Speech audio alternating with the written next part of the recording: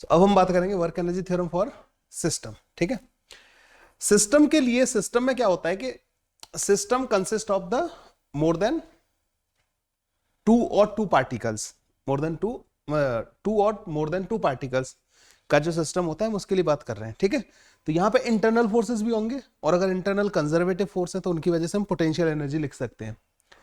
सो basically work energy theorem तो यहां पे सेम तरीके से रहेगी कि work done by all the forces is equal to change in kinetic energy of the system. ठीक है, ये तो यहां तक सेम ही रहेगा। लेकिन ये जो ऑल दी फोर्सेस होता है ना, इसमें आ जाता है, ऑल दी फोर्सेस का मतलब होता है इंटरनल प्लस एक्सटर्नल फोर्सेस। ठीक है, internal plus external forces. Internal force भी वर्क कर सकते हैं, कल मैंने एक एग्जांपल दिया था प्लस चार्ज और माइनस चार्ज वाला। ठीक है, इंटरनल प्लस एक्सटर्नल फोर्सेस। तो work done by internal forces, work done by external forces is equal to delta K, change in kinetic energy के बराबर होगा। इन इंटरनल फोर्सेस को दो कैटेगरी में डिवाइड कर दिया जाता है, work done by internal non conservative forces, work done by internal conservative forces plus का work done by external is equal to delta K. अच्छा, हमें पता है कि work done by conservative force जो होता है ना, उसका नेगेटिव डेल्टा यू के बराबर होता है। तो work done by conservative minus का डेल्टा यू के बराबर हो जाएगा। तो हम ये लिख सकते हैं work done by non conservative plus का work done by external minus का delta U is equal to delta K. ये बन जाएगा हमारे पास। तो हमारे पास यहां से आ जाएगा work done by non conservative plus work done by external is equal to delta K plus का डेल्टा यू। ठीक है, ये है हमारी वर्क एनर्जी थ्योरम। ठीक है, यहां तक कोई परेशानी किसी को? ये जो फोर्सेस होते हैं ना, ये नॉन कंजर्वेटिव और ये external, they are the generally external forces and they supply और कंज्यूम दी एनर्जी। ठीक है ना, जैसे कई बार फ्रिक्शन जो है ना इंटरनल होता है लेकिन वो नॉन कंजर्वेटिव है, तो कई बार फ्रिक्शन लग रहा होता है ना, तो फ्रिक्शन क्या करता है, एनर्जी का लॉस करवा देता है कई बार मतलब ना, सिस्टम का इंटरनल फोर्स की तरह जब काम करता है। अच्छा, मुझे एक चीज, अब जब फ्रिक्शन की बात हुई है तो मुझे एक चीज बताओ तुम लोग ना, फ्रिक्शन का वर्क हमेशा नेगेटिव होता है, पॉजिटिव होता है, या नेगेटिव पॉजिटिव हो सकता है, जीरो होता है? फ्रिक्शन का वर्क नेगेटिव और पॉजिटिव दोनों हो सकता है। अगर फ्रिक्शन किसी सिस्टम पे एक्सटर्नल फोर्स की तरह लग रहा है, जैसे किसी ब्लॉक हमने सिस्टम मान लिया, तो उस पर वो पॉजिटिव वर्क भी कर सकता है, नेगेटिव भी कर सकता है। जैसे एक एग्जांपल के तौर पे मैं बताऊं तुम्हें, ये मार्कर मेरे हाथ पे रखा हुआ है, अब इसकी काइनेटिक एनर्जी क्या है, मैं इसको लेके चलने लगा, तो इसे किसने चलाया, फ्रिक्शन ने। तो अगर मैं मार्कर को अपना सिस्टम कंसीडर करूं तो फ्रिक्शन ने इसके ऊपर पॉजिटिव वर्क किया, इसकी काइनेटिक एनर्जी फ्रिक्शन की वजह से आई है। फ्रिक्शन आगे की तरफ लगा, उधर की तरफ इसका डिस्प्लेसमेंट हुआ, तो इसके पास जो काइनेटिक एनर्जी आई है वो that is because of friction. तो फ्रिक्शन का जो वर्क होता है वो पॉजिटिव या नेगेटिव दोनों तरीके का हो सकता है, अगर फ्रिक्शन एक्सटर्नल फोर्स की तरह काम कर रहा है? हाँ। अब मुझे एक बात बताओ कि अगर फ्रिक्शन इंटरनल है तो उसका वर्क क्या होगा? हाँ, सिस्टम में इंटरनल फोर्स है, मतलब दो पार्ट के बीच में लग रहा है, सिस्टम के दो पार्ट के बीच में लग रहा है, इंटरनल फोर्स है, तो इसका वर्क क्या होगा, पॉजिटिव, नेगेटिव या जीरो? सो ये बहुत इंपॉर्टेंट चीज है, यहां पर लिख लेना है, स्टैटिक फ्रिक्शन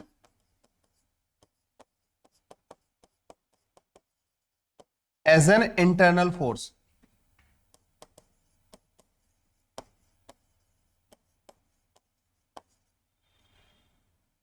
तो work done by static internal friction on system is always zero, हमेशा जीरो होगा। सिस्टम पे इंटरनल स्टैटिक फ्रिक्शन की वजह से वर्क हमेशा जीरो होगा, लेकिन work done by kinetic friction on system as an internal force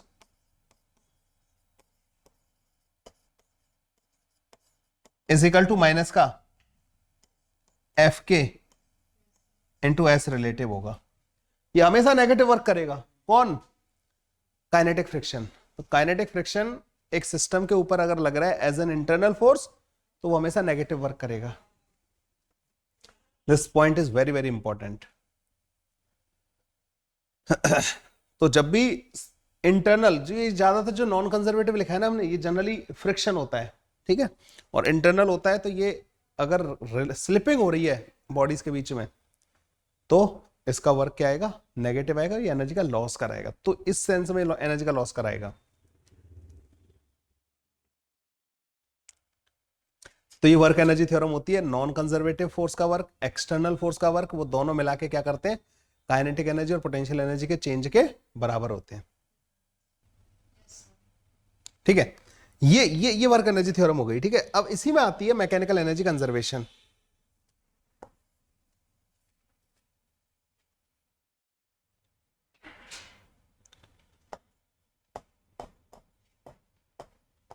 mechanical energy conservation.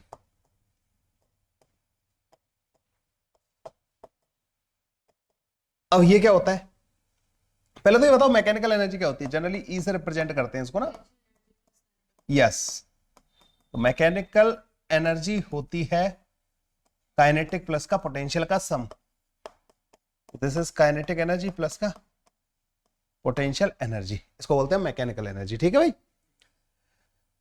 If work done by non conservative plus का work done by external force, ये दोनों zero हो अगर एक सिस्टम पे, मतलब बाहर से ना कोई एनर्जी दे रहा है ना सिस्टम की एनर्जी को कोई कंज्यूम कर रहा है, मतलब खत्म कर रहा है। अगर ये दोनों जीरो हैं, मेक श्योर कि work done are zero, non conservative और इसका, तो डेल्टा के प्लस का डेल्टा यू किसके बराबर आ जाएगा? जीरो के बराबर। डेल्टा के क्या होता है? के फाइनल माइनस का के इनिशियल, और डेल्टा यू क्या होता है? यू फाइनल माइनस का यू इनिशियल, और ये इक्वल टू जीरो आ जाएगा। तो के फाइनल प्लस का U final is equal to K initial plus का यू इनिशियल के बराबर हो जाएगा। के फाइनल प्लस का यू फाइनल क्या होगा? E final, and this is equal to E initial. तो यहां से हमारे पास आ जाएगा कि इनिशियल मैकेनिकल एनर्जी और फाइनल मैकेनिकल एनर्जी क्या हो जाएगी? सेम हो जाएगी। ठीक है, so if work done by non conservative plus का work done by external is equal to zero, then mechanical energy of the system remain conserved. Mechanical energy of system remain conserved. ठीक है, ये होता है मैकेनिकल एनर्जी कंजर्वेशन प्रिंसिपल। तो kinetic plus potential का सम के plus का यू कांस्टेंट रहेगा। ये एक घटेगी तो दूसरी बढ़ेगी, दूसरी बढ़ेगी तो पहली घट रही होगी। ठीक है, इस तरीके से यहां पे हमें देखने को मिलेगा। तो के प्लस यू कॉन्स्टेंट होता है इसमें, इसी को बोलते हैं mechanical energy conservation principal.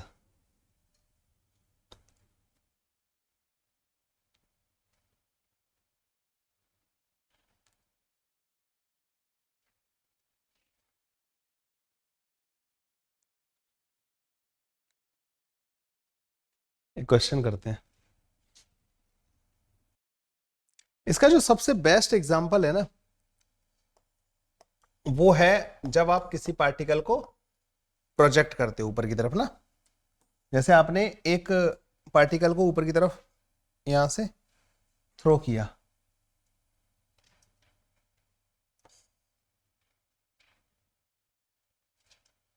With speed you, मास इसका m है। अभी यहां पे इसको थोड़ा सा मैं, ये मैकेनिकल एनर्जी कंजर्वेशन का सबसे बढ़िया केस होता है। ठीक है, यहां पे क्या हो रहा है? अभी स्टार्टिंग में अगर देखा जाए, मतलब not a question, this is just an illustration. Initial kinetic energy क्या है, हाफ एम यू स्क्वायर के बराबर, और इनिशियल पोटेंशियल एनर्जी में यहाँ पे 0 मान ले रहा हूं, ठीक है, सपोज यहाँ पे मैंने 0 मान ली है ना।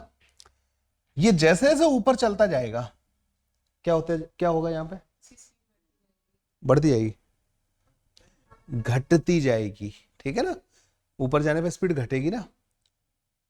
पोटेंशियल एनर्जी का क्या होगा, बढ़ेगी। कौन सी पोटेंशियल एनर्जी है यहाँ पे, ग्रेविटेशनल पोटेंशियल एनर्जी। तो जब ये अपनी हाईएस्ट पोजीशन पे होता है वहां v क्या हो जाता है, 0। ये हो गया इसका h max, ठीक है, यहां पे v हो गया 0, यहां पे v 0 हो गया, मतलब काइनेटिक एनर्जी हो गई मिनिमम, यहां पे u क्या होगा, मैक्सिमम, ठीक है, यहां पे पोटेंशियल एनर्जी मैक्सिमम होगी। अगर एयर ड्रैग वगैरह नहीं है, यहाँ पे एयर ड्रैग क्या करता, एयर ड्रैग इसकी एनर्जी को खत्म करता, ठीक है, लेकिन यहाँ पे एयर ड्रैग है नहीं, तो हम क्या कह सकते हैं, यहां पे अगर नॉन कंजर्वेटिव और एक्सटर्नल, अच्छा आप ये कह सकते हो कि सर ग्रेविटेशनल फोर्स तो एक्सटर्नल हो गया, पर मैं तुम्हें एक चीज बता देना चाहता हूं, जैसे स्प्रिंग है या फिर ग्रेविटेशनल फोर्स है, वेट, इनके वर्क को हमें इसमें कंसीडर नहीं करना, इनकी वजह से हम पोटेंशियल एनर्जी लिखा करेंगे, समझ गए। तो वो जो work done by conservative non conservative plus work done by external plus work done by non conservative, उस नॉन कंजर्वेटिव को हम उधर लेके चले गए, sorry work done by conservative को हम उधर लेके चले गए, तभी तो वो डेल्टा यू वाला टर्म आया है। तो gravitational force is conservative force, तो हमें उसको इनमें कंसीडर नहीं करना है, न स्प्रिंग फोर्स को इनमें कंसीडर करना है। तो हम ये कहेंगे कि ग्रेविटेशनल फोर्स नहीं आएगा इस वाले पार्ट में, तो हम ये क्या कहेंगे यहाँ पे कि kinetic energy initial plus potential energy initial is equal to kinetic energy final plus का पोटेंशियल एनर्जी फाइनल। और हर जगह पे लगा सकते हो तुम इसको, किसी भी जगह पे लगा सकते हो तुम इस फंडे को ना। तो इनिशियल काइनेटिक एनर्जी कितनी थी इसकी, हाफ एम यू स्क्वायर के बराबर, इनिशियल पोटेंशियल एनर्जी 0 के बराबर थी, फाइनल काइनेटिक एनर्जी कितनी हो गई 0 mg इंटू एच मैक्स, ये लगा सकता हूं मैं यहाँ पे, m से m उड़ा दो, एच मैक्स कितना आ जाएगा तुम्हारे पास, देखो यू स्क्वायर बाई 2g के बराबर, यही तो आता है, ठीक है ना। तो मैक्सिमम हाइट अटेंड को आप इस तरीके से भी पता कर सकते हो।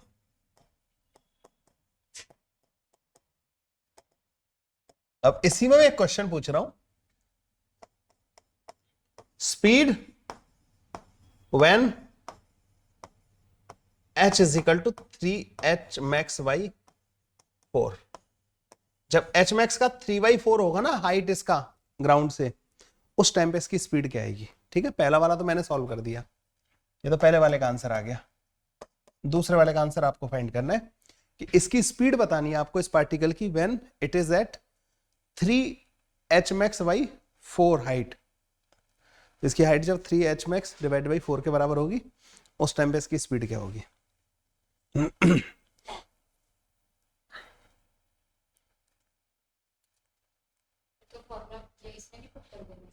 करो,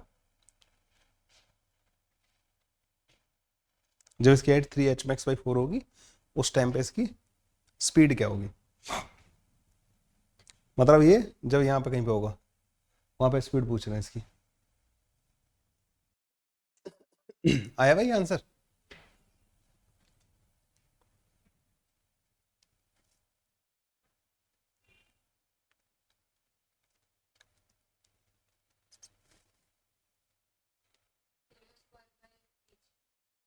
टू स्क्वायर भाई यू के टर्म में आएगी ना, इतना थोड़ी आएगा ऐसे।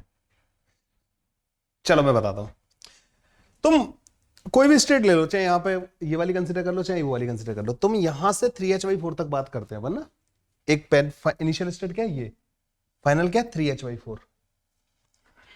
तुम लिखोगे k initial plus u initial is equal to k final plus u final, यही लगाओगे। इनिशियल काइनेटिक एनर्जी क्या है, हाफ एम यू स्क्वायर के बराबर, और u इनिशियल 0 के बराबर था।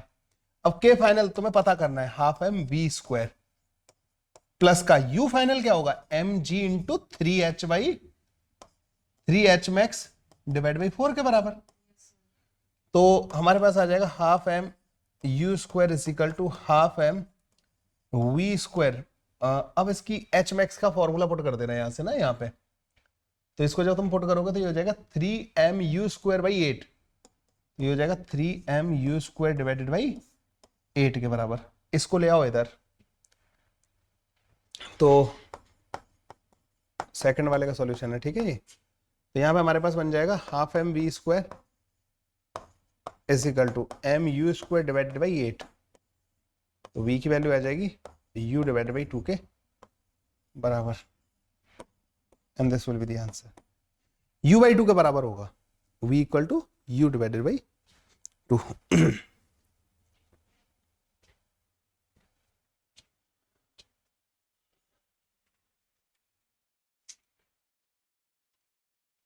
ठीक है, ऐसे करके सॉल्व कर लेंगे। बीच में कहीं पे भी पूछा जाता है, h/2 पे पूछा जाए, h/4 पे पूछा जाए, कर लोगे। 2 बार k प्लस u का सम जो है दोनों बार बराबर कर देना। चलो नेक्स्ट क्वेश्चन। ये तो फिर भी रिलेटिवली इजी था।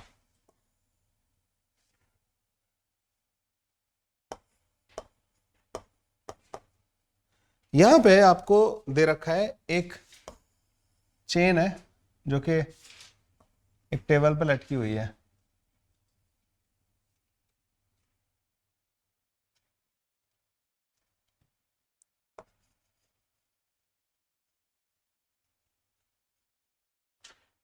ठीक है, इसकी L/4 लेंथ टेबल पे लटकी हुई थी और ये 3L/4 लेंथ इसकी इसके ऊपर रखी हुई थी। ठीक है, इसका मास है m के बराबर। ये स्मूथ सरफेस है, कोई फ्रिक्शन वगैरह का लफड़ा नहीं है। ठीक है, find the speed of the chain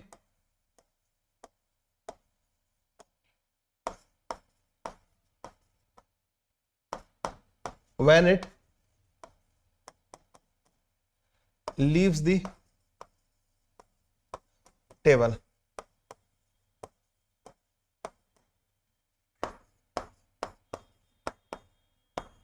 chain की स्पीड बतानी है जब वो टेबल को लीव करेगी। ठीक है, छोड़ दोगे तो गिरेगी, ऑब्वियस बात है, फ्रिक्शन रोकने वाला भी नहीं है यहां पे। तो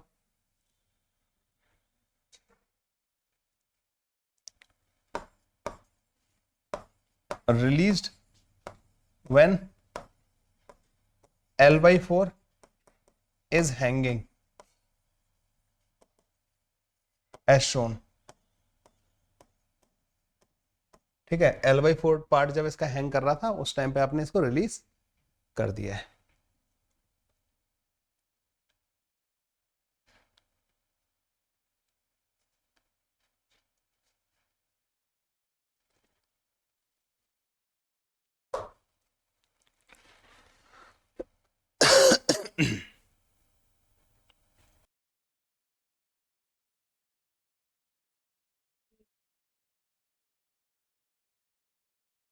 फूड के अंदर GL/2। ओके, कर लिया भाई, तुम लोगों ने ट्राई कर लिया। एक काम करो, इस जगह पे पोटेंशियल एनर्जी का रेफरेंस मान लेते हैं। ठीक है, U को 0 मान लेते हैं। इनिशियली ये स्टेट है इसकी। अगर मैं तुमसे कहूं कि what is the initial kinetic energy, तो 0, काइनेटिक एनर्जी नहीं है।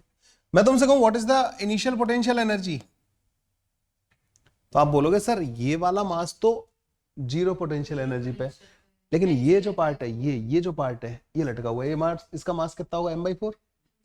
इसका सेंटर ऑफ मास कहां पे आएगा, बीच में, L/8 पे। तो इस मास को यहां पर रख सकता हूं, तो मास कितना है m/4। कहां रखा मान सकता हूं मैं उसको, L/8 नीचे।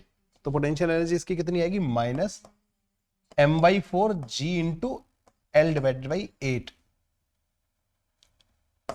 तो माइनस का mgl डिवाइड बाई 32 के बराबर आ जाएगा। ये वाली बात समझ में आई तुम्हें?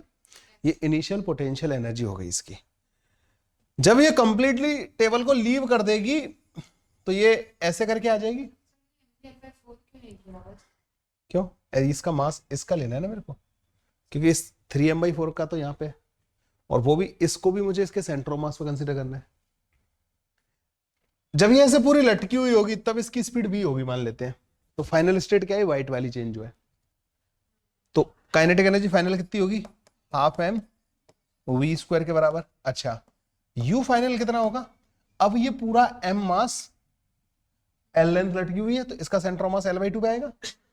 तो पूरा एम मास जो है L/2 नीचे मानूंगा मैं इसको, पोटेंशियल एनर्जी फाइनल ये आएगी,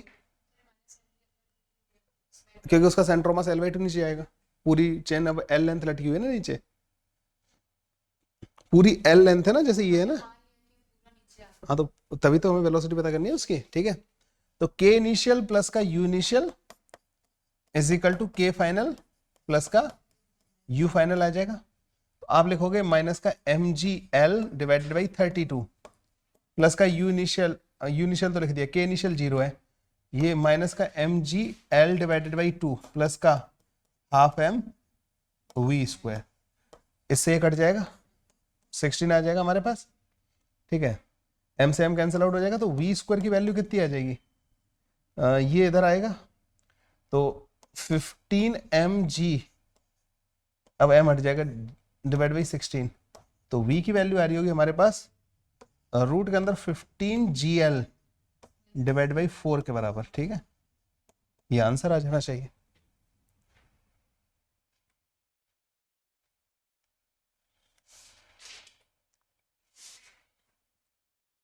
डन भाई यहां तक?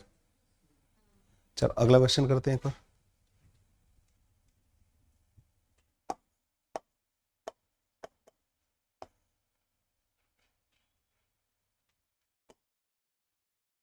सो अगेन एक चेन है जो लटकी हुई है,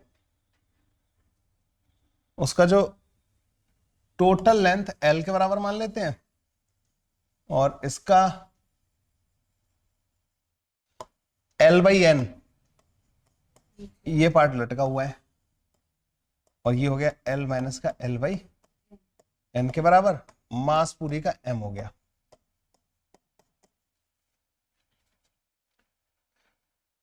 find the work done by external agent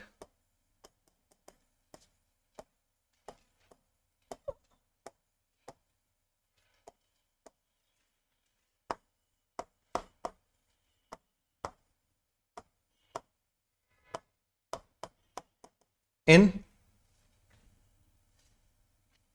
completely pulling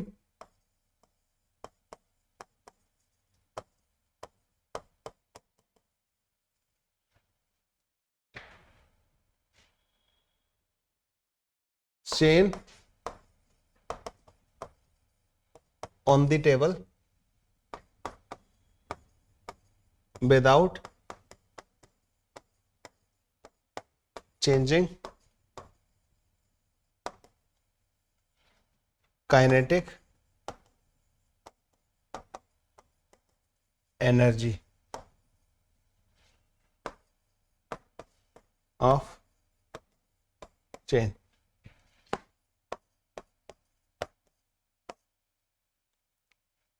work done by external agent, जो इसको पूरा लिफ्ट करके उधर रख दे टेबल के ऊपर, कितना वर्क करना पड़ेगा एक्सटर्नल एजेंट को बताना है हमें।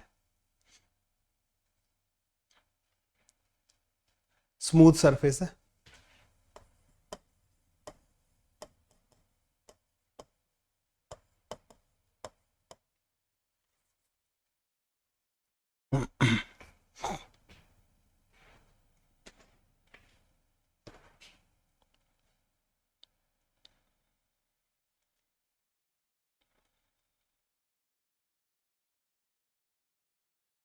कितना है पक्का?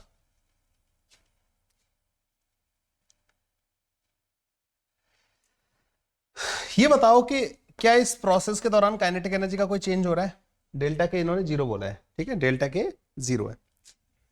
Work done by external agent, work done by non conservative is equal to delta K plus delta U होता है। अब डेल्टा के 0 है। अच्छा, नॉन कंजर्वेटिव मतलब कोई फ्रिक्शन विक्शन भी नहीं है, अपन एक्सटर्नल की बात कर रहे हैं। ठीक है, तो एक्सटर्नल का जो वर्क आएगा वो बेसिकली डेल्टा यू के बराबर आ जाएगा। अच्छा, यू इनिशियल कितना है? तो यू इनिशियल लिखने के लिए सबसे पहले मैं क्या करूंगा कि मैं इस जगह पर रेफरेंस कंसीडर कर लूंगा। ओके, ये जो पार्ट है इसका सेंटर ऑफ मास यहां पे आएगा भाई इसका सेंटर ऑफ मास L/2n पे आएगा या नहीं आएगा? पूरा L/n है, उसके आधे में बीचों बीच में आएगा सेंटर ऑफ मास। अच्छा इसका मास कितना होगा इस वाले पार्ट का? m/n के बराबर आ जाएगा। अरे लेंथ के प्रोपोर्शन में ही आएगा ना, तो m/n के बराबर आ गया। तो इसकी इनिशियल पोटेंशियल एनर्जी कितनी होगी? माइनस का m/n g इंटू L/2n। और फाइनली क्या हो जाएगा? फाइनली पूरा टेबल पे पहुंचा दिया आपने, तो फाइनल पोटेंशियल एनर्जी क्या हो जाएगी? 0। तो U final is equal to 0।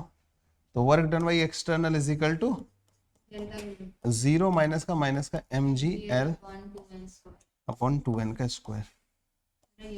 Yes, work done by external is equal to ये आंसर आ जाएगा इसका। ठीक है, क्या ये बात समझ में आई आप लोगों को?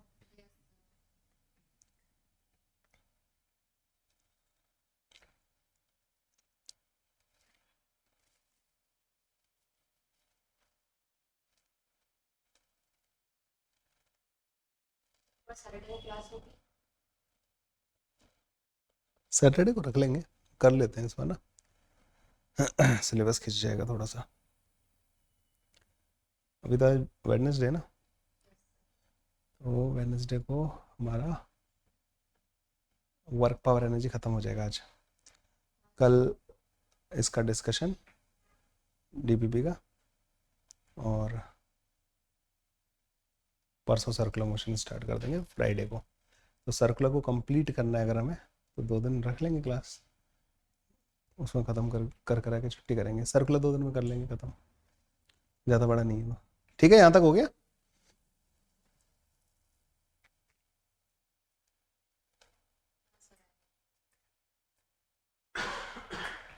Okay, next question.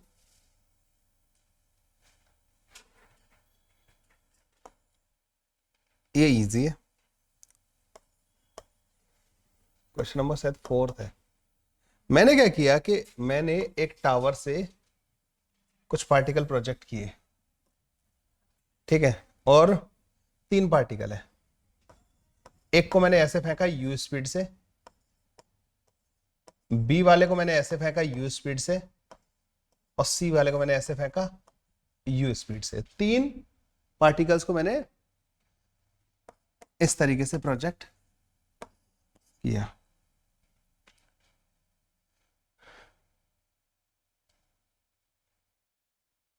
तो मैं कंपेयर करना है, compare speed with which they all strike with ground। Speed compare करनी है जिससे ये तीनों के तीनों जमीन पे टकराएंगे।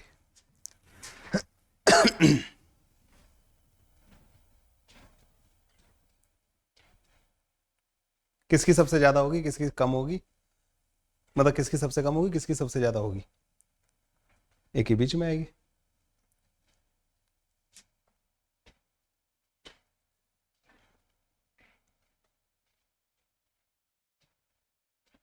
हाँ भाई, ये वाले की सबसे ज्यादा होगी। ओके, युक्ता सेकंड नंबर पे, सेकंड नंबर पे सी वाला, और बी वाला थर्ड नंबर पे। पक्का सोचना है, कुछ और दिमाग लगाना है?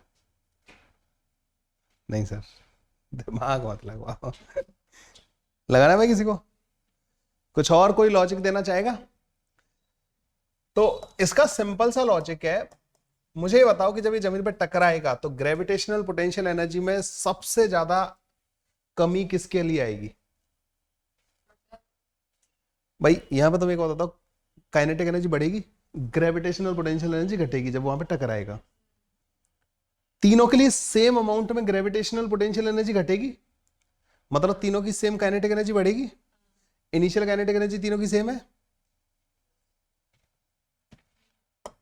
के इनिशियल प्लस का यू इनिशियल, तीनों के लिए सेम है, के फाइनल प्लस का यू फाइनल, ये तीनों के लिए सेम है भाई, तीनों जमीन यहीं पे आ रहा है, ये तीनों के लिए सेम है,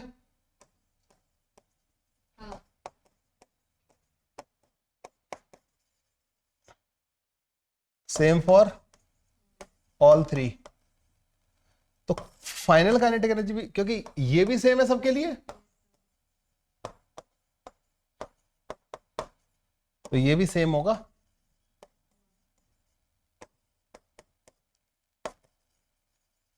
all strike with same speed, same velocity से नहीं टकराएंगे, स्पीड सेम होगी।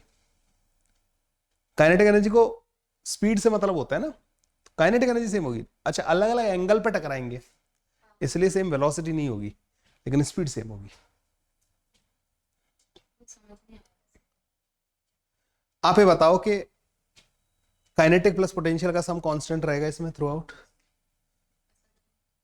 कोई और फोर्स नहीं है जो एनर्जी का लॉस कराए या एनर्जी दे, यहाँ पे ग्रेविटेशनल है, उसकी वजह से पोटेंशियल एनर्जी लिख रहे तुम। तो जब ये यहां से यहां पहुंचेगा तो तीनों की काइनेटिक एनर्जी में सेम अमाउंट से वृद्धि होगी, that will be horizontal distance. Vertical distance, work done by gravity only depends on the vertical displacement, तो वर्टिकल डिस्प्लेसमेंट तो तीनों का सेम होगा, ये चाहे ऊपर से आए लेकिन final position is this, initial position this, तो वर्टिकल डिस्प्लेसमेंट तीनों का सेम है, पाथ से कोई मतलब नहीं मेरे को।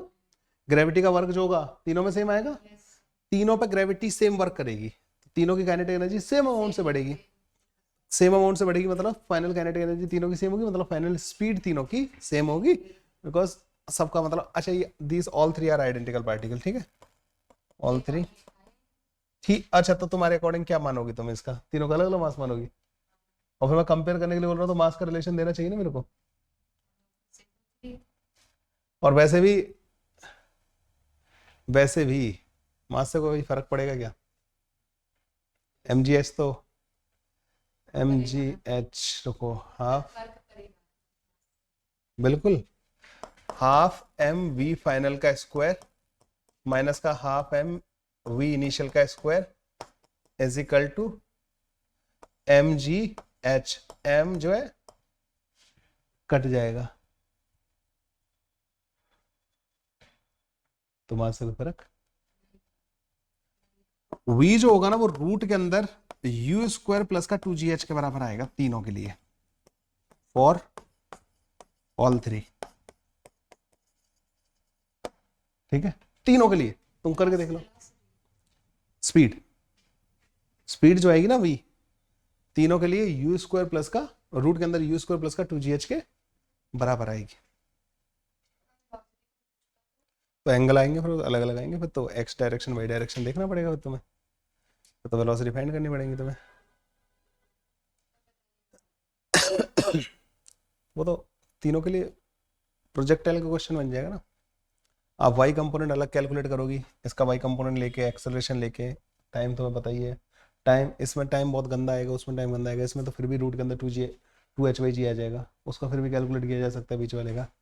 टाइम सबसे ज़्यादा किसको लगेगा जमीन पे पहुंचने में, क्या टाइम भी सेम होंगे तीनों के, टाइम किसका सबसे ज़्यादा होगा, सी का सबसे ज़्यादा होगा, उसको ऊपर वाली मोशन करके आनी है, सेकेंड नंबर में बी का, थर्ड नंबर में ए का, सबसे कम इसका टाइम होगा, फिर इसका, मतलब फिर उससे ज़्यादा इसका, फिर उससे ज़्यादा उसका, ठीक है भाई, टाइम उनका कंपेरिजन कर लोगे, लिख लो जल्दी से। क्वेश्चन,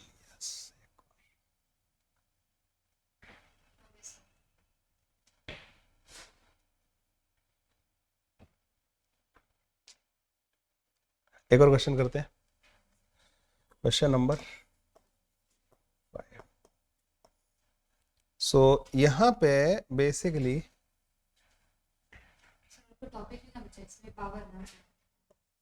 पावर बचा है, ये बहुत कुछ है,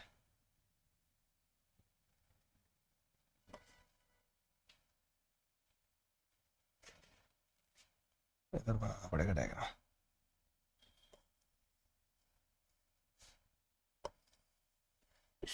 तो यहाँ पे एक जो है ये ब्लॉक रखा हुआ था इस तरीके से, आपने क्या किया कि एक एक्सटर्नल फोर्स लगाया और ये इसकी स्प्रिंग हो गई, के स्प्रिंग कांस्टेंट है, एम मास है, आपने एफ नॉट कांस्टेंट फोर्स लगा दिया, ठीक है।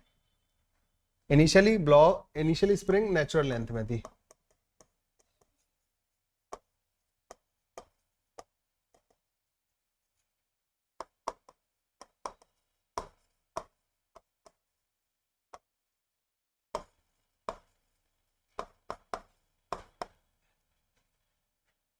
find the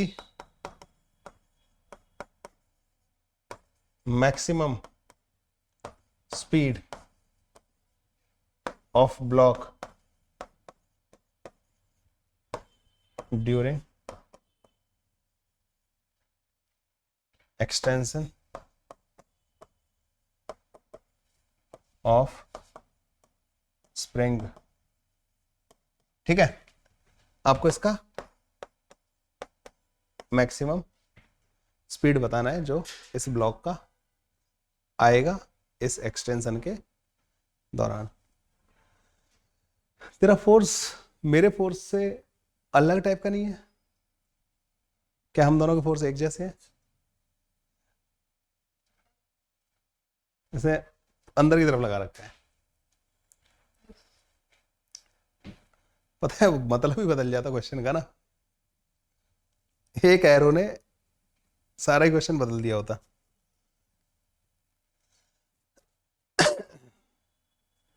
बताओ भाई कैसे करेंगे इसको solve? Initially spring is in the natural length,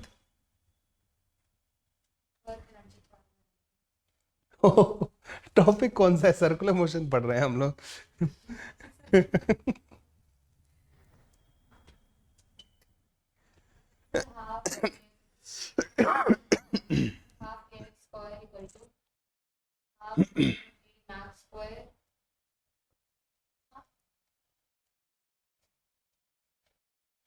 लेकिन फिर work done bye F not with करो, अच्छा क्वेश्चन है। इनिशियली रेस्ट पे था, नीचे वाला सरफेस स्मूथ है,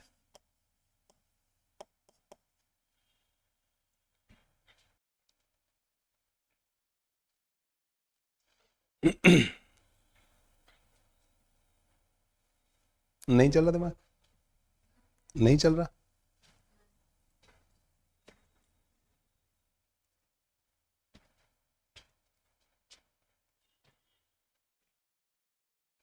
एनीवन? अच्छा पहले ये बताओ मेरे को कि स्टार्टिंग में इसका एक्सेलरेशन आएगा क्या ब्लॉक का? क्यों? 40 है, फोर्स है कौन सा? स्प्रिंग का 0, तो एक्सेलरेशन आएगा ना, स्टार्टिंग में एक्सेलरेशन आएगा। जैसे ही आगे चलेगा फिर क्या होने लगेगा? स्प्रिंग में एक्सटेंशन आने लगेगा, तो अब एक्सेलरेशन की वैल्यू घटेगी। थोड़ा आगे जाएगा तो एक्सेलरेशन की वैल्यू कम हो जाएगी ना, और आगे जाएगा तो एक्सेलरेशन की वैल्यू मतलब रिटार्डेशन बढ़ता जाएगा, मतलब रिटार्डेशन नहीं, के एक्स बढ़ता जाएगा। एक ऐसा टाइम आएगा जहां पे एफ नॉट और के एक्स बराबर हो जाएंगे, वहां तक इसका एक्सेलरेशन था, मतलब इसकी स्पीड बढ़ी थी, उसके और आगे जाएगा ये, क्योंकि इसके पास स्पीड आ चुकी है। लेकिन अब स्प्रिंग का फोर्स डोमिनेट करना चालू कर देगा, तो वहां पे फिर क्या होने लगेगा? अब इसकी स्पीड घटना चालू हो जाएगी। तो सबसे पहले ये आइडेंटिफाई करना होगा आपको कि इसकी स्पीड मैक्सिमम कहां पे आएगी, कहां पे आएगी? जहां पे इक्विलिब्रियम आएगा, ठीक है ना। तो जब एफ 0 हो जाएगा ना नेट इस पे, उस टाइम पे इसकी स्पीड मैक्सिमम होगी। तो पहले तो ये पता करो कि वो डिस्टेंस कितनी होगी। मान लो एक्स नॉट है वो डिस्टेंस, तो जब एफ और के एक्स नॉट बराबर होंगे उस टाइम पे वी जो है मैक्सिमम होगा। आप ये सोचो ना कि एफ नॉट इसको स्पीड को बढ़ाएगा, एफ नॉट इसको खींच रहा है, पहले स्प्रिंग का फोर्स बहुत छोटा है एफ नॉट से, तो इसका एक्सेलरेशन एफ नॉट की तरफ आएगा। एक्सेलरेशन जिधर आता है उधर की तरफ अगर स्पीड होती है तो बढ़ाता है उसको स्पीड को, तो पहले ये तेज होता जाएगा, तेज होता जाएगा, लेकिन ये दूर जा रहा है इसलिए स्प्रिंग का फोर्स बढ़ता जाएगा, एफ नॉट को रेजिस्टेंस जो मिल रहा होगा वो बढ़ता जाएगा। लेकिन जब तक एफ नॉट डोमिनेट करेगा तब तक इसकी स्पीड बढ़ती रहेगी। जिस जगह पे एफ नॉट और के एक्स बराबर हुए वहां पे एक्सेलरेशन जीरो हो गया। अब स्पीड का रेट ऑफ चेंज क्या हो गया, जीरो उस जगह पे। उस क्यों, लेकिन पर यहां पे स्पीड मैक्सिमम आ चुकी होगी, इसके बाद और आगे जाएगा, जरा सा आगे जाते ही पीछे वाला फोर्स बड़ा हो गया, डोमिनेट करने लगा, अब इसका रिटार्डेशन चालू हो जाएगा, फिर रुक जाएगा। फिर ये एम जी जैसा ही तो है, जैसे एम जी लगाते थे वैसा ही तो है। तो ये वैसे ही केस है, तो ये आगे जाके ऐसे ऑक्सीलेट करेगा, ठीक है। तो इसकी स्पीड मैक्सिमम आएगी जहां पे नेट फोर्स जीरो हो रहा होगा, मतलब एक्स नॉट की वैल्यू एफ अपॉन के बराबर आ रही होगी। अब मैं लगा रहा हूं यहाँ पे work energy theorem. Work done by external is equal to delta K plus का डेल्टा यू। अब आप बोलोगे सर आपने स्प्रिंग का फोर्स का वर्क नहीं लिखा, मैं स्प्रिंग की वजह से पोटेंशियल एनर्जी लिख रहा हूं। तुम उससे भी कर सकते हो solve, work done by spring plus work done by F is equal to be delta K कर सकते हो। तुम उसको नहीं लिखना चाहते, बस उसको उधर ले जाओ। तो एक्सटर्नल का वर्क कितना आएगा, F not into displacement, constant force है, डिस्प्लेसमेंट एफ नॉट बाई के बराबर है, इज इक्वल टू डेल्टा के हाफ एम वी मैक्स का स्क्वायर माइनस का जीरो। डेल्टा यू कितना आएगा, स्प्रिंग की पोटेंशियल एनर्जी हाफ के एक्स मैक्स का, सॉरी एक्स नॉट का स्क्वायर, यही आएगी ना पोटेंशियल एनर्जी। पहले जीरो थी पोटेंशियल एनर्जी, अब इतनी हो गई। एक्स नॉट की वैल्यू हमें पता है, एफ नॉट बाई के बराबर, लाके पुट कर दो इसको, तो half m into b max का square is equal to F not का square divide by K minus का, अब इसको रख दो एफ नॉट का स्क्वायर डिवाइड बाई 2k, ठीक है। तो वी मैक्स कितना आ जाएगा हमारे पास, एफ नॉट रूट के अंदर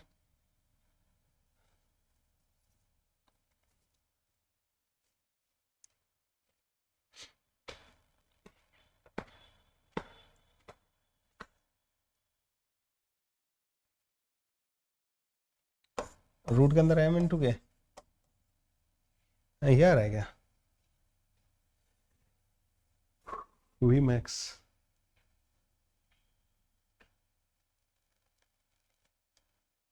करके सोचेंगे कितना सॉल्व कर देंगे। इसमें से अपना स्क्वायर को कॉमन लेके 1/k माइनस 1/k करेंगे। सही लिखा है ना, यार होगा वी मैक्स, ठीक है। ऐसे करके सॉल्व हो जाएगा, कोई परेशानी आता किसी को भी किसी भी तरीके की, ओके। ऐसे मतलब बहुत सारे और भी क्वेश्चंस करा सकता हूं मैं तुम्हें, ठीक है, इफ यू वांट। लो 6वां प्रश्न, हमारे सकते कुछ और होते हैं है हमारे सकते कुछ और 6वां ना,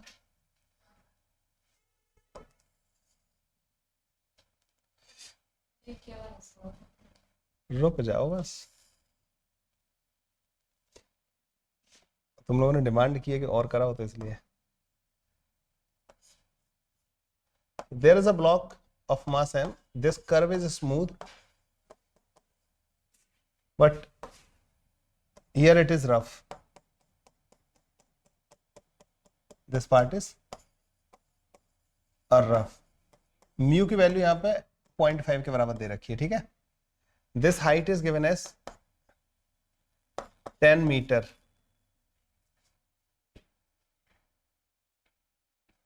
this height is given as 10 meter, block is released from rest,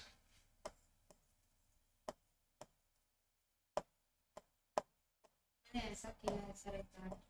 है ना। find the distance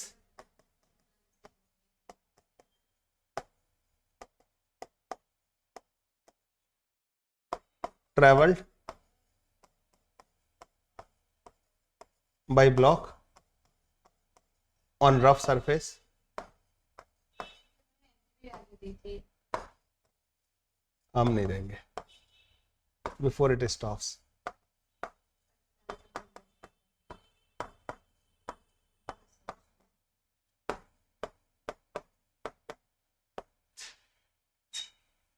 your sir is very खराब, एम की वैल्यू देना ही नहीं चाहते।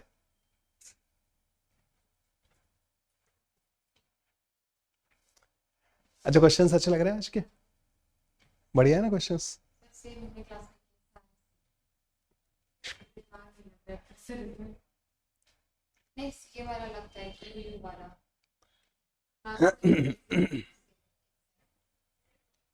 ये वाला तो सर बिगनर बॉक्स टू का क्वेश्चन रखा है यहाँ तक। हाँ ऐसा कहा था कि ये गुड क्वेश्चन है।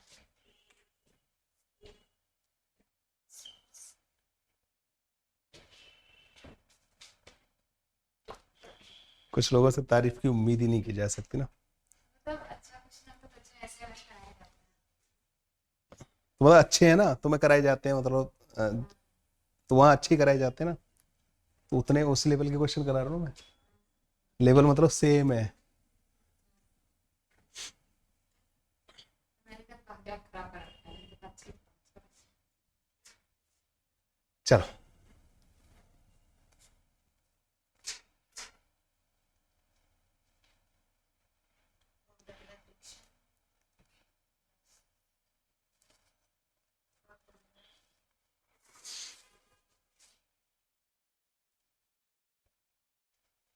तो सर मैं जिस क्वेश्चन को याद कर लेती हूँ इसके ना तो मैंने किया था सब मुझे याद नहीं कैसे किया था मुझे आंसर याद खराब था।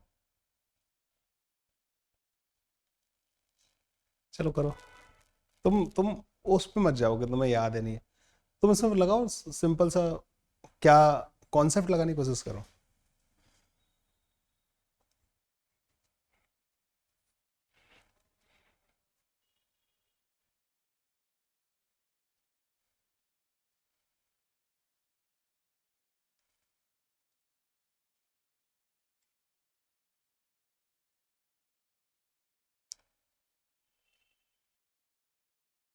फ्लैट पेन है। तो वहाँ स्मूथ सरफेस है।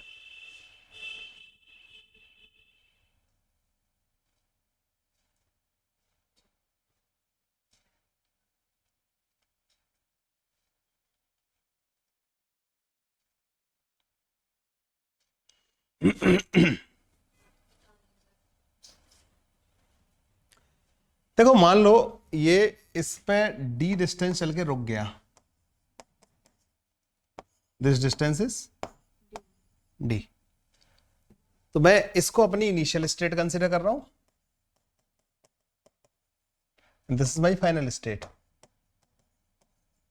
और वर्क एनर्जी थ्योरम लगा रहा हूं मैं। ठीक है, work done by friction is equal to delta K plus का delta U. Friction is non conservative, तो उसको मैं कंसीडर कर ले रहा हूं अलग से। ठीक है, और कोई एक्सटर्नल खींचने वाला कोई बाहर से तो लगाया नहीं किसी ने। ठीक है, फ्रिक्शन का वर्क सिर्फ यहां से यहां तक आएगा, और फ्रिक्शन लगेगा यहाँ पे काइनेटिक, डी डिस्टेंस तक उसका वर्क आएगा माइनस का mu M G into D के बराबर। इस वाले पार्ट में तो फ्रिक्शन है ही नहीं। यस काइनेटिक एनर्जी में जो चेंज है दैट इज जीरो, क्योंकि फाइनल भी जीरो और स्टार्टिंग में भी वेलोसिटी जीरो थी। प्लस का डेल्टा यू, पोटेंशियल एनर्जी इसकी घटी है, नीचे आए माइनस का एम जी इंटू 10 के बराबर। एम से एम उड़ा देंगे, जी से जी उड़ा दिया, डी की वैल्यू आ जाएगी तुम्हारे पास, म्यू उधर चला जाएगा 20 metre, and this will be the answer.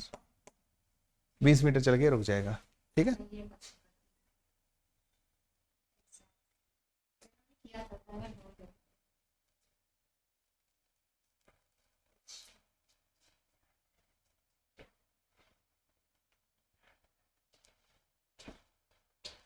तो हमें ब्लॉक नहीं 10 न्यूटन ये तो फालतू इंफॉर्मेशन है। एम तो कैंसिल आउट हो जाएगा ना यहाँ पे। डन। यस सर एक बढ़िया क्वेश्चन कराते हैं, चलो अब। सर आलेक्स सर हाँ ये शायद होगा, 7th नंबर है ना अपना।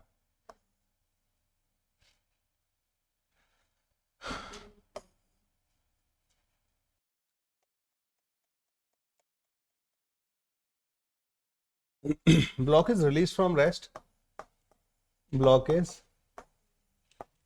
released from rest when spring is in a relaxed state. Find maximum elongation in spring.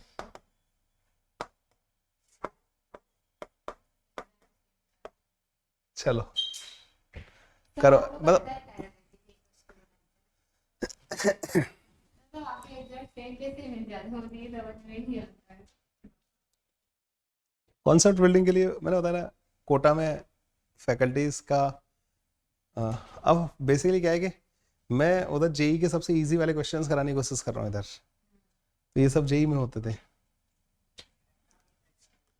उसमें थोड़ा सा और लेवल हाई करते हैं, जैसे तुम्हारे जो दिख रहे हैं ना उधर, वो जो स्प्रिंग है उसके ऊपर मास रख दिया वो वाले, बस मतलब ऊपर से गिरा दिया, हाइट से गिरा दिया वो वाले। तो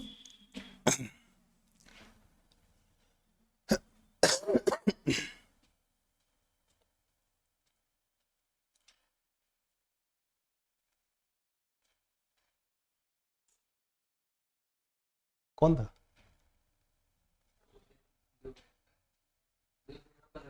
बाहर?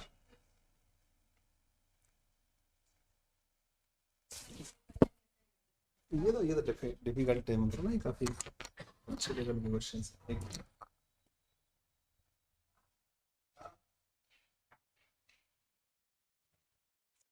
चलो आया आंसर इसका? इसके बाद पावर पढ़ाएंगे हम, अगर करना चाहेंगे तो हो जाएगा।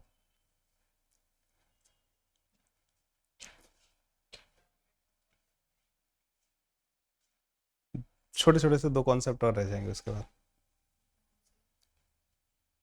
Stable unstable neutral equilibrium.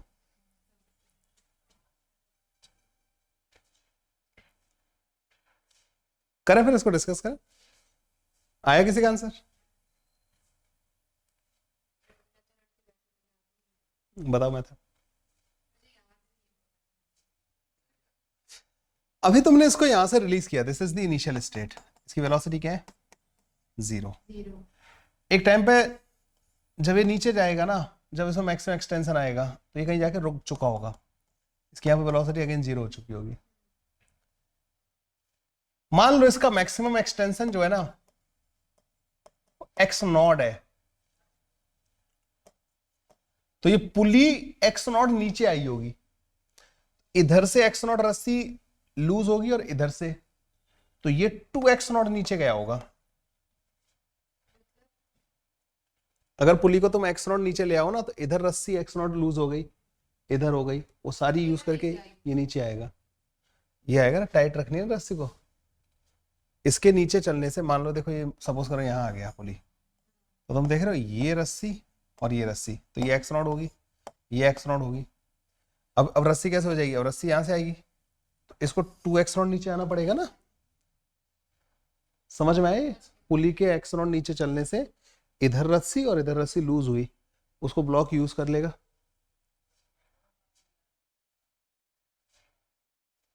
हाँ 2x नॉट, ठीक है। अब इसमें लिखेंगे हम, अब इसमें कौन कौन से फोर्स है? स्प्रिंग है, ग्रेविटी है, और कोई एक्सटर्नल है क्या? टेंशन का तो इंटरनल हो जाएगा, उसका 0 आएगा वर्ग ना, यही है, ठीक है। तो तुम क्या लिखना चाहोगे? के इनिशियल प्लस का यू इनिशियल स्प्रिंग। अच्छा, मैकेनिकल एनर्जी कंजर्व कर दूं इसमें, क्योंकि एक्सटर्नल कोई फोर्स ही नहीं है। तुम बोलोगे ग्रेविटेशन, उसकी वजह से पोटेंशियल एनर्जी लिख दे रहा हूं। तुम बोलोगे स्प्रिंग, उसकी वजह से भी लिख दे रहा हूं, ठीक है ना। तो K initial plus U initial spring U initial gravitational is equal to K final U final spring U final gravitational. इन फाइनल काइनेटिक एनर्जी क्या करनी है हमें? 0, इनिशियल 0 है। स्प्रिंग की पोटेंशियल एनर्जी का चेंज, इसको उधर ले जाओ तो हो जाएगा हाफ के एक्स नॉट का स्क्वायर, ये हो जाएगा। यू फाइनल माइनस का यू इनिशियल स्प्रिंग का, यही हो जाएगा ना। पहले 0 थी उसकी पोटेंशियल एनर्जी, अब उसमें एक्स नॉट एक्सटेंशन आ चुका है, तो हाफ के स्प्रिंग में एक्स नॉट माना है मैंने, 2x0 तो वो चला है। अच्छा, ग्रेविटेशनल पोटेंशियल एनर्जी घटी होगी, माइनस का mg इंटू 2x0, नीचे गया ना ब्लॉक, तो पोटेंशियल एनर्जी घटती है ना नीचे जाने पे, ठीक है। और ये इक्वल टू 0 होना चाहिए। एक तो x0 की वैल्यू 0 आ जाएगी, एक x0 की value 4 mg divided by k के बराबर आ जाएगी।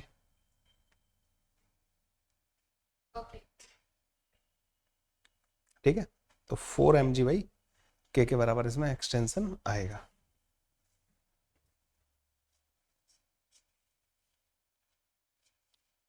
ठीक है, ये आंसर आ जाएगा। चलो अब पावर पर मूव करते हैं, ठीक है, मैकेनिकल पावर,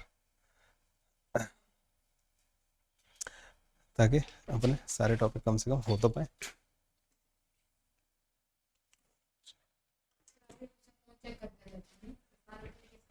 मतलब घर भर से कॉल ना आ जाए कोई अर्जेंट, मतलब बेटी है घर पे तो मतलब ना थोड़ा रहता है ना, इसलिए। और तो क्या ही फोन आएगा, हाँ मतलब साइलेंट मोड पे रहता है ना फोन। सो मैकेनिकल पावर,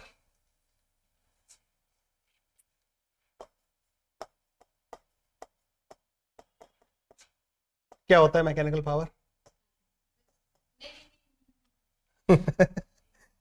पहला वर्ड जो हमारी जुबान पे आएगा हम बोलेंगे उसको, कुछ भी होए। मैकेनिकल पावर क्या होता है? काइनेटिक। क्या होता है? मैकेनिकल एनर्जी प्लस क्या होता है ये? देखिए, पावर को बहुत अच्छे तरीके से समझा सकता हूँ मैं, तो है ना। पावर तुम लोगों ने रियल लाइफ में भी यूज किया वर्ड, ऐसा नहीं कि मुझे पावर चाहिए बहुत, है ना, ऐसा होता है ना। So what is basically difference between power and work?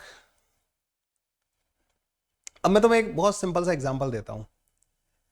Suppose करो कि सपोज करो कि आपको एक सरकारी ऑफिस में जाना है। अब तो फिर भी आजकल सरकारी ऑफिस में मतलब काम बहुत जल्दी हो जाता है, फाइल वगैरह जो है ना, पिछले कुछ साल में, मतलब 4-5 साल में मैंने देखा है कि रिलेटिवली वो भी काम को निपटाते हैं, मतलब ना। पहले क्या होता था, एक फाइल पड़ी हुई है तो पड़ी हुई है। मैंने अपना ड्राइविंग लाइसेंस बनवाया, वो भी हमारा यूपी में ड्राइविंग लाइसेंस जब मैंने बनवाया तो मेरा महीनों तक वो फाइल पड़ी हुई है, उसमें धूल लग गई है, मतलब ना। उस फाइल को फॉरवर्ड करवाने के लिए मुझे जाना पड़ा, दोबारा जाके बोलना पड़ा कि भैया इसको आगे बढ़ाओ, तुम्हारी टेबल पे क्यों पड़ी हुई है? कि अच्छा आपकी फाइल यहाँ पड़ी हुई है, हाँ पड़ी हुई है, ठीक है। सो बेसिकली मैं एक, हाँ समझ रहे हो, बताओ तुम, इतना इतना ढिल्ला काम होता था। तो मैं तुम्हें पावर को थोड़ा सा विजुअलाइज करवाता हूँ। तो सपोज करो कि आपको यूपी के एक ऑफिस में, वो भी एकदम लोकल एरिया में, चलो बिहार के एक गांव टाइप के एरिया में, और एक ऑफिस है, गवर्नमेंट ऑफिस। और वहां पे हमें क्या करना है कि एक कोई फाइल है हमारी जो कि सरकारी काम है, उसको पूरा करवाना है। उस फाइल को सपोज करो मैं, वो फाइल तुमने वो एप्लीकेशन दे दी, ठीक है, कोई छोटी एप्लीकेशन है तुम्हारी, एक एप्लीकेशन की UR दी आम आदमी, ठीक है। तो एक आम आदमी की फाइल वहां पे पड़ी हुई है। पावर समझाऊंगा, एक आम आदमी की और एक नेता की, ठीक है ना, तुम उससे रिलेट कर पाओगे। तो एक आम आदमी की फाइल वहां पे पड़ी हुई है, आप आज फाइल दे के आए बड़े खुश खुश कि मैं तो फीस भी जमा कराया, फाइल भी दे आया, अब क्या है, मेरा काम हो जाएगा, ठीक है। उस पर काम था, एक बाबू के साइन होने थे, बस वो इतना काम था। एक बाबू के, मतलब बाबू जो बैठते हैं ना सरकारी ऑफिस में, बाबू बोलते हैं, मतलब ना उनमें कई सारे जो होते हैं ना बाबू कहलाते हैं, ठीक है। चलो हाँ, मतलब बाबू बोलते हैं, हमारे यूपी में ना बोलते हैं बाबू। अब उसमें क्या करना है बाबू को, कि उसको फाइल को खोलना है, देखना है, पढ़ना है कि सब चीज डॉक्यूमेंट ठीक है, साइन कर देना है और आगे बढ़ा देना है। काम तुम्हारा इतना है, उस ऑफिस में काम कितना है कि फाइल पे उस बाबू को डॉक्यूमेंट चेक करने, वेरीफाई करने, साइन करके उस फाइल को आगे बढ़ा देना है। लेकिन बाबू को ये चीज समझ में ही नहीं आ रही कि मतलब इसको है, हाँ चल भाग यहाँ से। तो बाबू को ये बात समझ में ही नहीं आ रही कि उसे बस एक काम कर देना है, ठीक है। अब वहीं पे क्या हुआ, एक और भाई साहब गए, सेम काम सेम है उनका भी, फाइल उन बाबू साहब से साइन करवा के आगे बढ़ पानी है, लेकिन उनके चचा विधायक है। तो दूसरे भाई साहब गए, एक आम आदमी गया था, फाइल डाल के आ गया, खुश हो रहा है कल तक फाइल मेरी क्लियर हो जाएगी, लेकिन 30 दिन तक फाइल उसकी अटकी पड़ी है, ठीक है। एक गए जिनके चचा विधायक है, उन्होंने जाके बोला कि सुनो ये रही फाइल, चचा है हमारे विधायक, इस पे करने तो मैं साइन। तो दोनों फाइल में से सबसे पहले कौन सी फाइल क्लियर होगी? ऑब्वियसली चर्चा विधायक वाली, बिकॉज दे हैव पावर, बात सही है चाहता, हम सबको ही समझाएंगे क्लास में। They have power. उन्होंने क्या किया? अब पावर क्या, देखो पावर का यहां से अब तुम्हें समझ में आएगा कि उनकी ज्यादा पावर, उनके पास ज्यादा पावर क्यों थी। काम दोनों का सेम था, लेकिन एक को लगे 30 दिन, आम आदमी। चचा विधायक आए, आके 10 मिनट में साइन करवा के लेके गए, साथ में लेके गए फाइल को। बस क्या बोला? चचा विधायक है, तो चचा विधायक की पावर ज्यादा थी और आम आदमी की पावर कम थी, तो उनका काम जल्दी हो गया। सो काम का जो रेट है ना, रेट का मेजरमेंट, मतलब काम दोनों का सेम हुआ, वर्क इज सेम, बट एक को टाइम ज्यादा लगा, एक को। तो अब तक जो हम पढ़ रहे थे ना, हम टाइम वाले फैक्टर को क्या रख रहे थे, बिल्कुल साइड रख के चल रहे थे। कितने टाइम में हो रहा है काम, मैंने क्या बोला था, टाइम पे मैं डिपेंड ही नहीं करता काम, इनिशियल फाइनल पोजीशन पे। काम दोनों का सेम हुआ, लेकिन एक का जल्दी हुआ, एक का कम हुआ। तो ये जो जल्दी और कम का जो मेजरमेंट है ना, काम कितना फास्ट हुआ, इसका जो मेजरमेंट है, that is called the power. जिसके पास ज्यादा पावर, उसका काम जल्दी होगा, टाइम कम लगेगा। समझ में आया? Yes sir. तो time rate of doing work is called the power. ये समझ में आया? Time rate of doing work is power. कहते हैं ना कि भाई बहुत पावरफुल बंदा है, 2 मिनट में काम करवाता है, 2 मिनट में। ये ऐसे ही है, इसका तो महीनों तक चलेगा। मैं बता रहा हूं, मैं पावर की बात बता रहा हूं, ठीक है। तो जिनके पास पावर ज्यादा होती है उनका काम बस जल्दी होता है, टाइम कम लगता है, ठीक है। तो time rate of doing work is called the is power, ठीक है, मैकेनिकल पावर कहते हैं इसको। तो एवरेज पावर पहले डिफाइन करेंगे हम लोग। तो average power is equal to जो वर्क है, हाँ, वर्क डन, एवरेज वर्क किसी बड़े टाइम इंटरवल के लिए डिफाइन होगा, ठीक है, डिवाइड बाई टाइम टेकन, ठीक है। तो एवरेज पावर ही होती है। तो जैसे इसमें एक छोटा सा क्वेश्चन कर लेते हैं,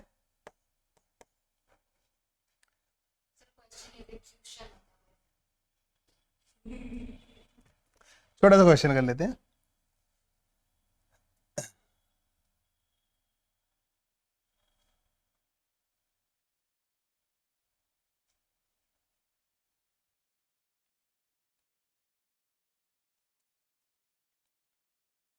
m kilogram mass is lifted, yes, against gravity, thank you,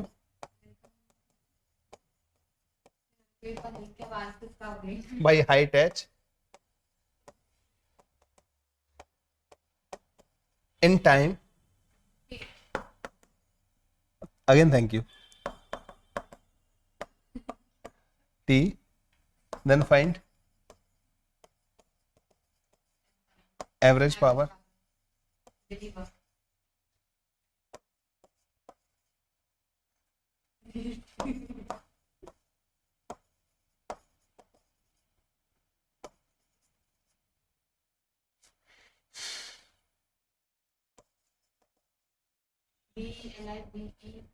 li delivered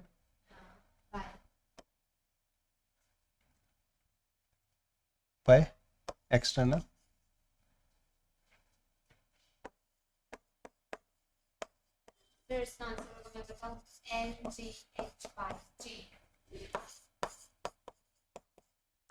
easy है, मतलब मैंने ना कुछ ज्यादा डिफिकल्ट क्वेश्चन नहीं रखा। क्या हो जाएगा, वर्क कितना किया तुमने, mgh के बराबर, कितने टाइम में किया, t टाइम में, खत्म।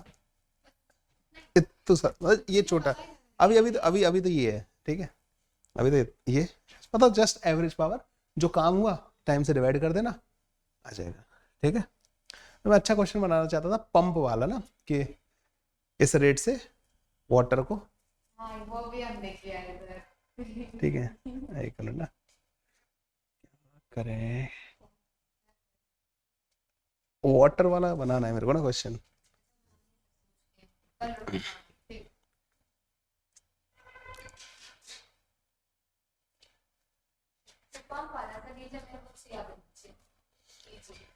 क्वेश्चन लिखा है पंप वाला। पंप वाला क्या लिखा है? A pump is used to deliver water at a certain rate from a given pipe.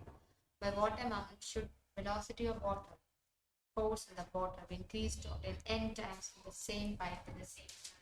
अभी वहां तक नहीं पहुंचे, करते हैं ना। अब इंस्टेंटेनियस पावर के बारे में बात करते हैं, ठीक है। ये तो एवरेज हो गई। इंस्टेंटेनियस पावर क्या होगी? dw डिवाइड बाई dt के बराबर, और F dot dr by dt. f dot ds divide by dt। F dot तो ये आ जाता है हमारे पास instantaneous is equal to f dot v vector, ठीक है। तो ये होता है instantaneous power of a force. अच्छा, in case of multiple forces,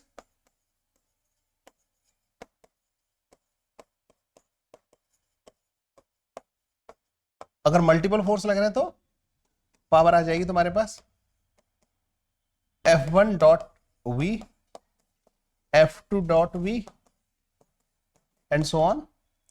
तो P नेट जो आ जाएगी ना, F नेट डॉट वी के बराबर आ जाएगी। और बच्चों ये काइनेटिक एनर्जी के रेट ऑफ चेंज के बराबर होता है, ठीक है।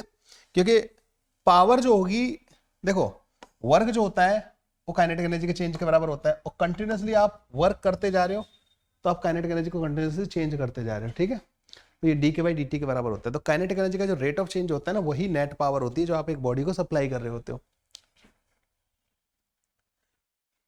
जिस रेट से आप पावर सप्लाई करोगे उस रेट से आप उसकी काइनेटिक एनर्जी तो काइनेटिक एनर्जी का जो रेट ऑफ चेंज होता है ना, वही इसकी पावर होती है। ठीक है सर, आज के लिए इतना ही। नहीं अभी नहीं, अभी तो स्टार्ट हुआ है। अरे 5:30 बज गए, कंप्लीट नहीं हो पाएगा ऐसे ना, रह जाएगा वो छोटा सा पार्ट। यहां तक समझ में आया? ओके, अब एक क्वेश्चन करते हैं इस पे ना।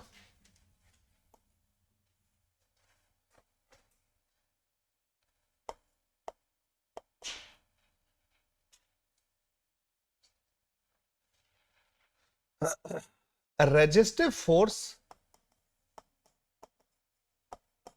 acting on a car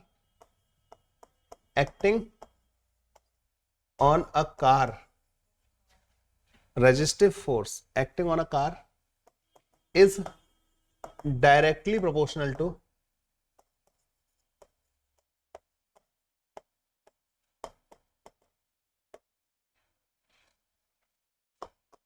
speed of the car.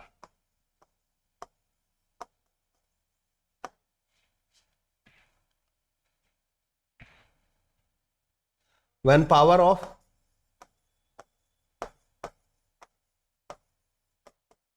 car is P naught, its speed is V naught which is constant, ठीक है। मतलब जब आपने पावर एक्सेलरेट कर रखा है उसको, P नॉट पावर सप्लाई कर रहे हो, उसकी स्पीड V नॉट कांस्टेंट हो चुकी है, वो बढ़ नहीं रही, मतलब ना हो चुका है वहां पर ना। If power is made 4 times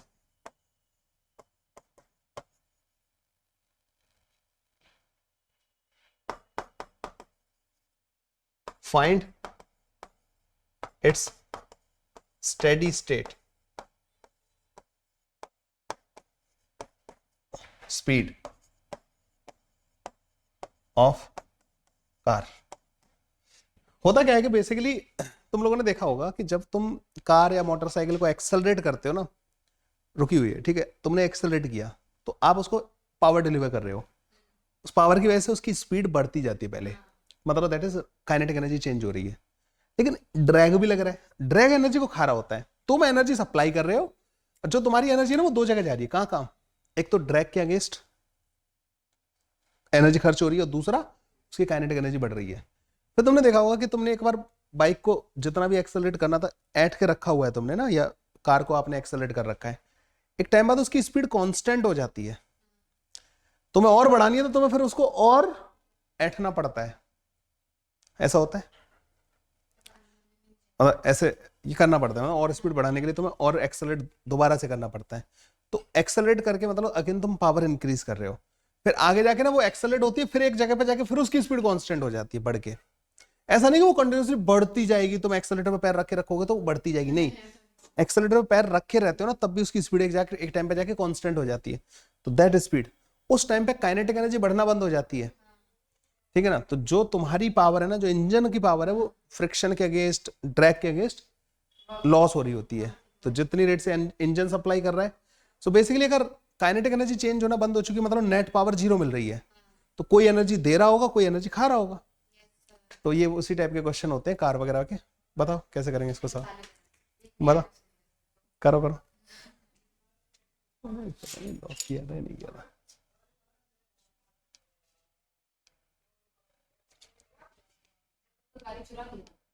नहीं चेक कर रहा हूँ कि लॉक किया नहीं किया। चलो करो इस वाले को।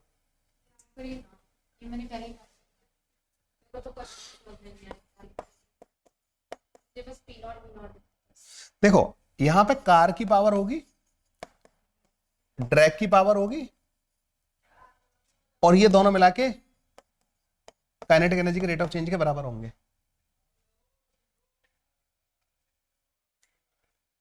ठीक है, काइनेटिक एनर्जी का रेट ऑफ चेंज जब 0 हो जाएगा, मतलब जब स्टेडी स्टेट आ चुकी है, मतलब ना उसकी स्पीड चेंज होना बंद हो चुकी है, तो उस टाइम पे कार की जो पावर है ऑब्वियस बात है नेगेटिव होगी, तो मैग्नीट्यूड में ड्रैग की पावर के बराबर होगी। ड्रैग फोर्स जो है ना, मान लो वो CV के बराबर है, क्योंकि V के डायरेक्टली प्रोपोर्शनल है, वैसे माइनस करके आएगा -CV के बराबर। क्यों? क्योंकि V के उल्टा होगा, स्पीड के अपोजिट होगा ड्रैग फोर्स। ओह ठीक है, तो इसकी पावर कितनी आ जाएगी? C कोई कांस्टेंट मान लिया है, क्योंकि प्रोपोर्शनलिटी कांस्टेंट लेना पड़ेगा ना। तो पावर पता कितनी आ जाएगी? फोर्स इंटू वेलोसिटी, तो माइनस का CV स्क्वायर के बराबर। सर पता है यहाँ एक बात से बाहर F dot V, F into V, तो फोर्स में V आ रहा है, V से और मल्टीप्लाई करोगे तो CV स्क्वायर के बराबर आ गई। तो कार की जो पावर है ना, मोमेंटम है ना, वो C इंटू V स्क्वायर के बराबर होना चाहिए, नहीं P फॉर पावर। पावर बढ़ रहा है ना, तो पावर होगा ना, तो पावर जो है CV स्क्वायर के प्रोपोर्शनल होगी। तो अगर तुमने पावर को 4 टाइम्स किया तो स्पीड को ओनली 2 टाइम्स करना पड़ेगा, यस सर, तो V डबल हो जाएगा। Yes sir. 4 गुना पावर बढ़ाने पे उसकी जो